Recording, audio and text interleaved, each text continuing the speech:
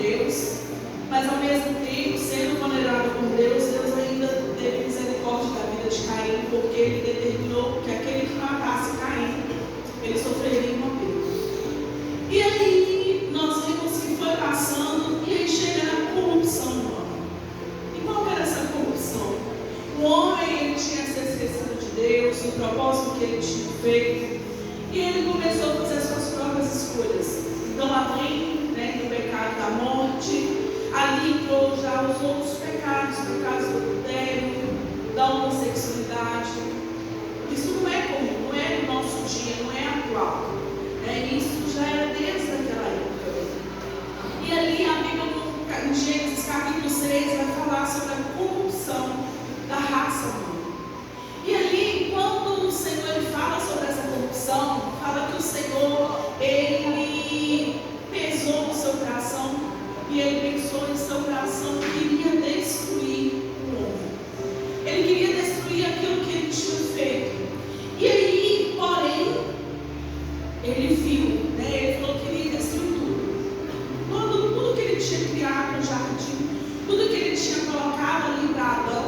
O Senhor, a gente vê no capítulo 6, no versículo 7, vai falar: o Senhor disse: destruirei da face da terra o homem que criei, desde o homem até o animal, o réptil, a ave dos céus, porque me arrependo de ter feito.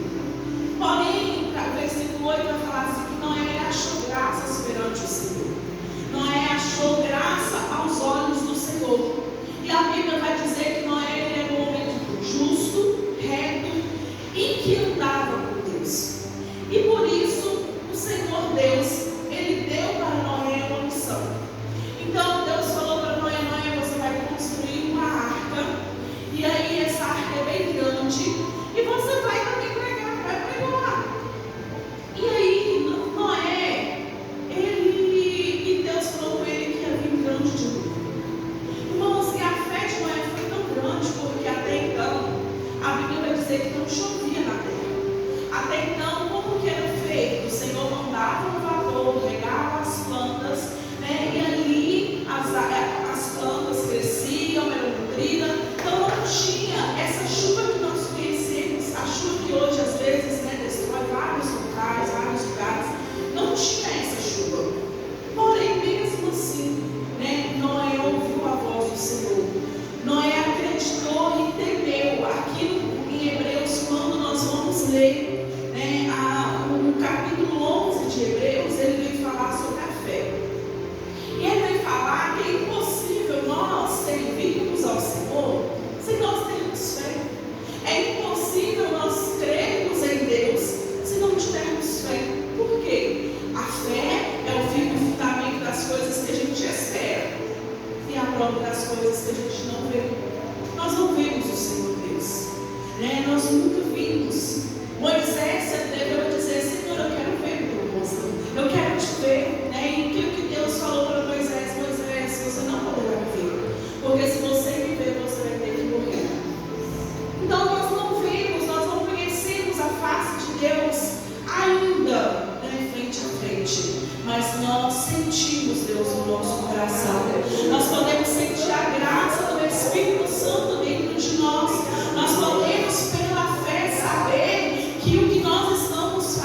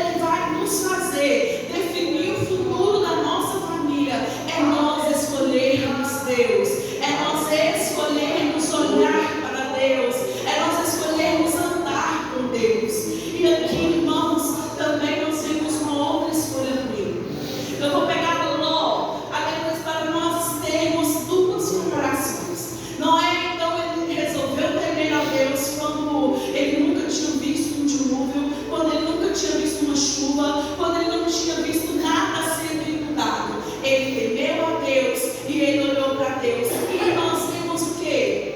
Ló.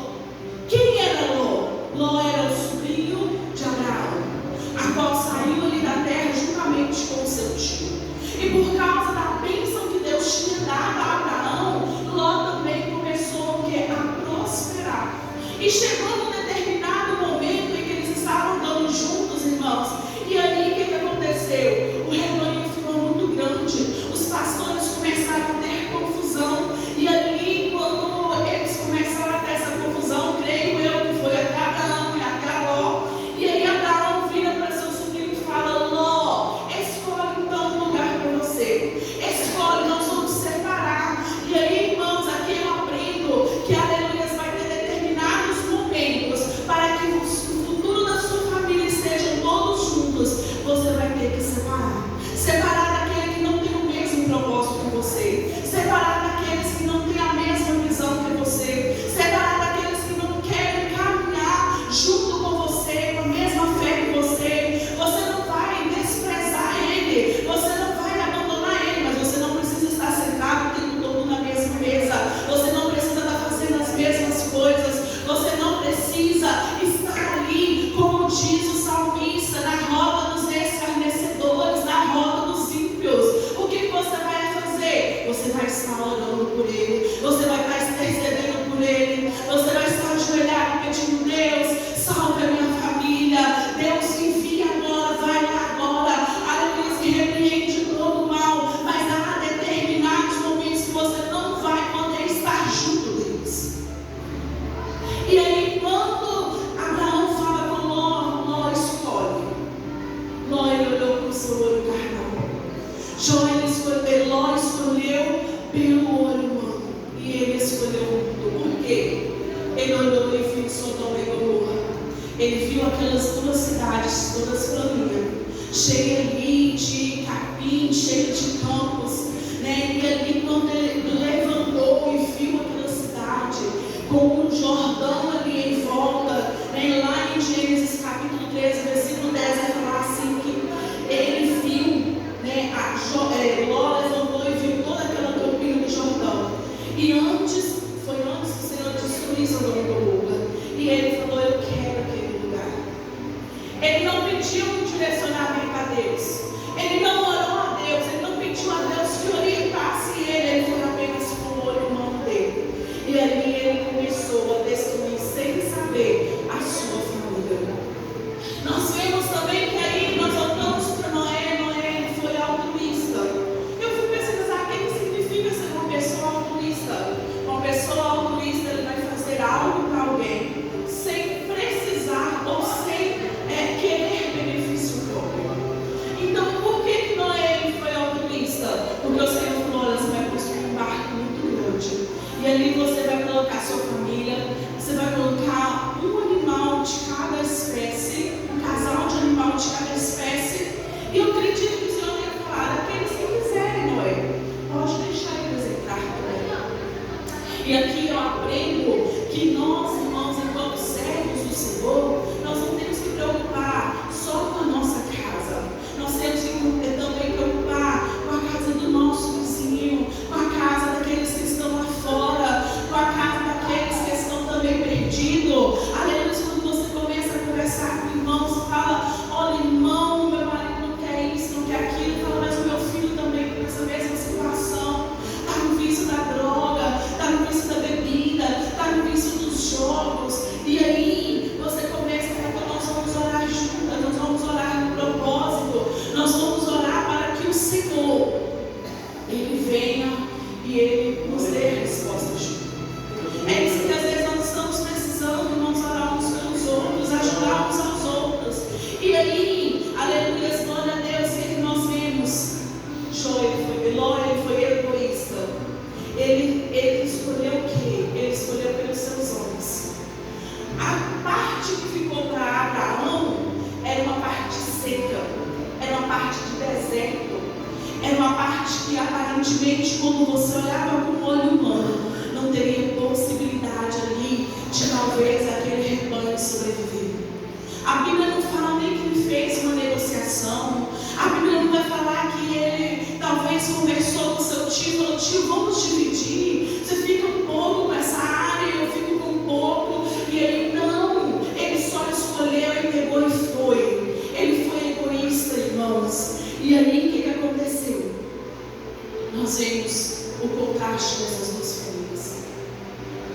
de Noé, ele temeu ao Senhor. Ele entrou na arca bonitinho.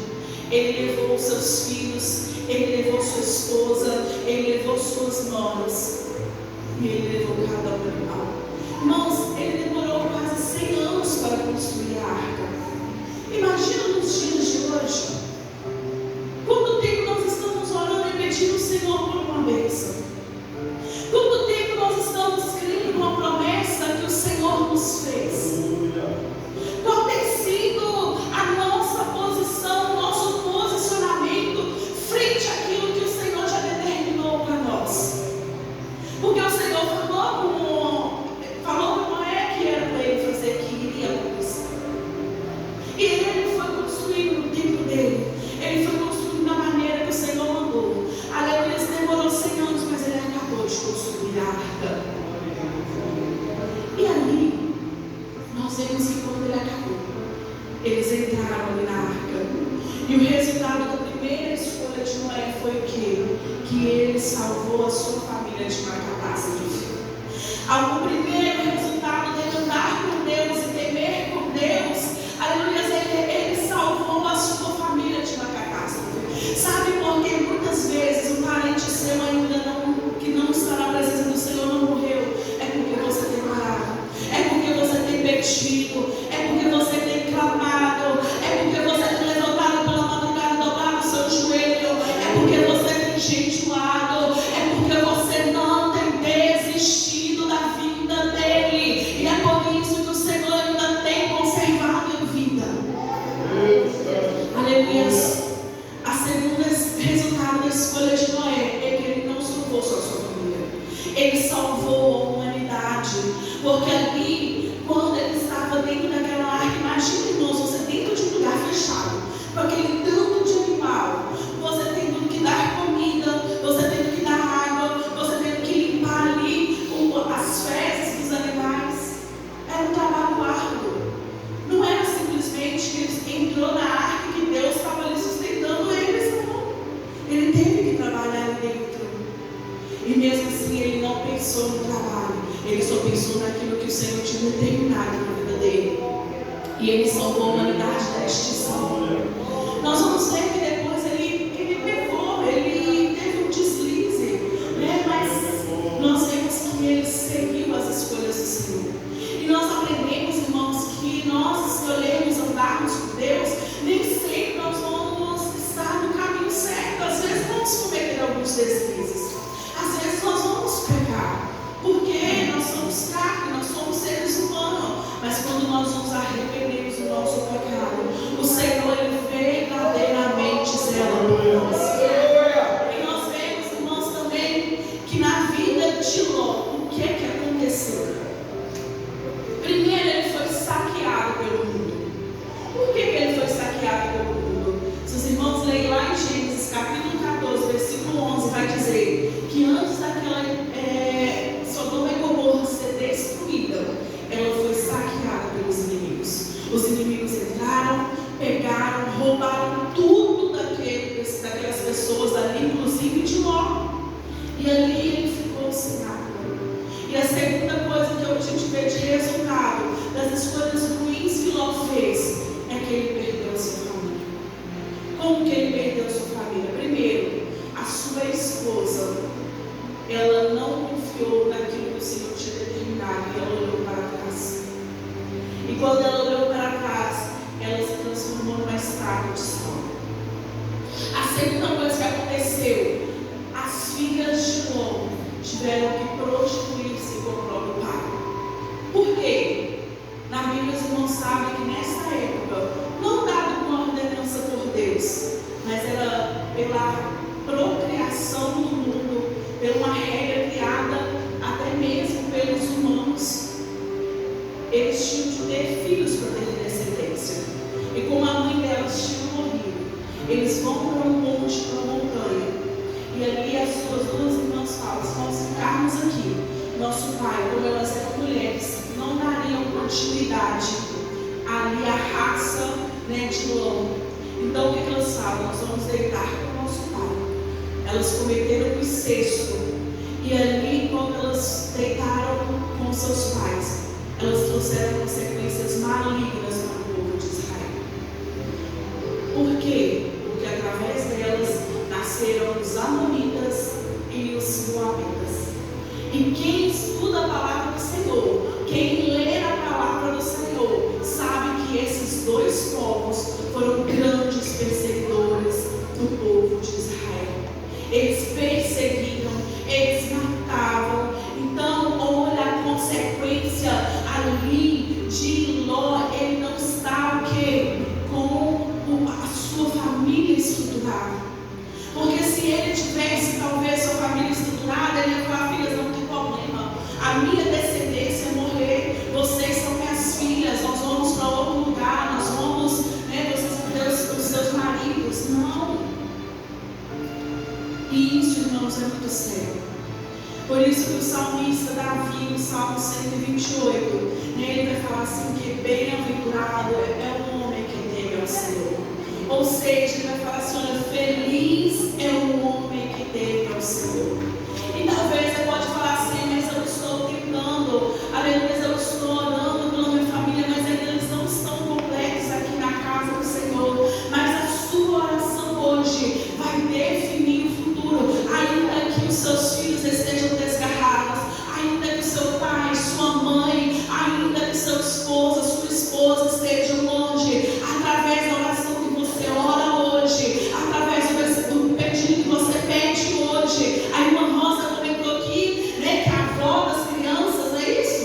Elas o quê? Ela profetizou na vida deles. Quando ela profetizou, eles estavam dentro da igreja? Não, eles estavam pecando, eles estavam nas drogas, eles estavam no mundo, mas ela profetizou: eles vão estar na igreja, eles vão estar servindo, eles vão estar nas pés do Senhor. E é isso, irmãos, que nós temos que fazer. Aleluia, profetiza, entra dentro da sua casa e fala: o meu lar é do Senhor Jesus. Profetiza no quarto do seu filho, profetiza sobre a sua cama, profetiza sobre a tua casa.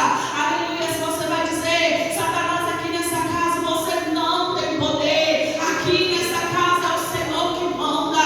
Aleluia, se ainda que eu não estou vendo com meus olhos carnais hoje a vitória completa, mas eu vejo com os meus olhos espirituais algo acontecendo dentro do meu lar. E comece a orar, comece a profetizar.